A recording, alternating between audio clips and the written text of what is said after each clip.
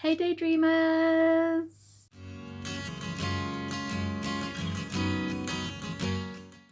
So I'm here today with the Animal Crossing tag! Yay! I was tagged to do this like ages ago and I'm finally getting around to doing it, so this is exciting. Here we go! So question number 1 is past villager. Who is a character you found when you were younger that still has a place in your heart? And I did a lot of soul searching for this one because I can't choose who I used to would have normally chosen because they don't have a place in my heart anymore. So I've actually chosen Callum from Noughts and Crosses. The Noughts and Crosses series as well, like, so not just this specific book but the entire series. This was like one of my first favourite books outside of that series, and I just really liked Callum and Sephi, and I just think it's such a brilliant story and very innovative, and I just really enjoyed reading about Callum's life and Callum's story, and he will forever live on in my memory. So question 2 is Blathers Blathering. Recommend a historical fiction book you think everyone should read. I don't like historical fiction. Like, it's my least favourite genre of all the genres. But there is a book that I really enjoyed, and that is The History Keepers by Damian Dibben. Now, it's even in the title, so I'm like, why did I pick this up? But it's a middle grade, kind of young YA, if not. And it's about a main character who actually goes back in time to save the world, and it just sounded really exciting. A little bit of time travel, so it's not pure history, but it sort of reminded me a little bit of that other series that should not be named. And I think it's got that sort of vibe to it, and it's not as well known as it should be. So if you haven't heard of this series before, do check it out, and I highly recommend it.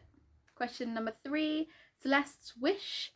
What is a future book release you wish you could read now?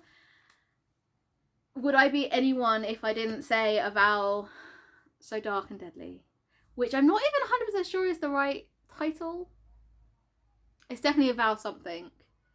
And that makes me feel like a really bad fan, but my memory is bad. Anyway, there'll be a cover here because they've released the cover now, and that's really exciting. It's the final book in the trilogy, and I'm just really excited, and I cannot wait to read it. Timmy and Tommy, what is your favourite sibling relationship in a book? You're gonna find out who my favourite authors are soon. But with the Merrick brothers in Brigid Kemmerer's Storm series, I love the brothers in this book so much. So it's not, I don't think it's a spoiler to say that the boys don't have their parents, so they sort of look after each other, and because of that the 5 of them are just really close, and I just loved how much that like came together in the book, and just they just look up, they're just wonderful siblings, and yeah, good series if you haven't read it. I know it's really hard to get hold of now, but it's worth it if you can. The Easter Bunny, a popular book you're not a fan of.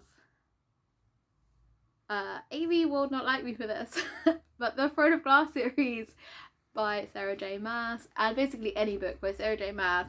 I did start reading them, and I did really enjoy them when I started reading them, but I got to I think the 4th book and I just sort of gave up. Also, Alex and Beth have also read them and loved them, so they also like might not like me for this, but yeah, everyone seems to love them, and I just didn't like them. Like, I did and then I didn't. Another one like that was the Twilight series, which I got all the way to the end of and then realised that they were not good. Okay, Nook's Loans, an author you'd give all your money to. I've already mentioned her once. No, twice. Brigid Kemmerer, naturally, but also V.E. Schwab, because both of them are just so good. Lane Taylor, oh my god. Malorie Blackman. Just all the authors, guys. All the authors. Have all my money. I don't care anymore. Just have it. The Sisters Abel. What is your favourite fictional family, found or otherwise? And actually, I've decided for this one, let's go with Victor, Sydney and Mitch in Fishes. It's been a long time since I read this and I'm just rereading it this month and I'm just remembering how amazing they were and how cute this little sort of adopted family are. And yeah, I just think it's really well written, so definitely the trio in this book. The Wandering Camel.